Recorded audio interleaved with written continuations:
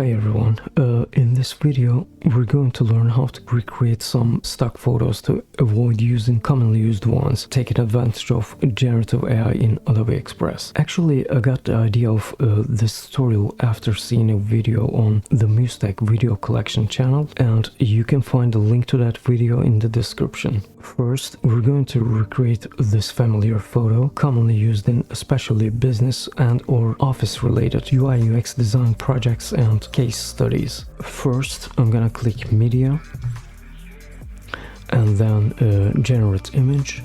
I'm gonna select landscape and resize the image placeholder. Then in the prompt box, I'll type a woman in front of a laptop working at the office and talking on her cell phone. Then I will click style under reference images and I will point the very same image. I will do the same for composition and click generate button. And as you see, I have 4 variations of that image. I can select any of those and use in my design. As second photo, we're gonna use this one. Commonly used for especially about pages as personal photo. So again, after clicking media, I'm gonna click generate image button and I will select portrait, of course, resize the placeholder image. Then I will paste the prompt young male person with sunglasses. Since we're gonna use the photo itself as both style and composition references, we don't need a detailed prompt. So I'm gonna point the very same image for both style and composition references as we did in the first one. And after doing that, I'm gonna click generate. And again, we have 4 brand new alternatives for the composition and style we pointed, right?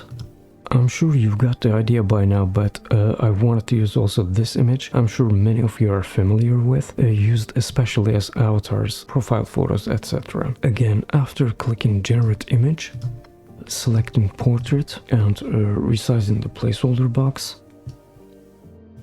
and pasting the prompt young female person smiling. Again, we don't need a very detailed prompt since we're going to use for both style and composition references the image itself. So I'm gonna point the image for both. Then we can click generate, right? And now I have a similar but certainly not commonly used version of that stock photo, right?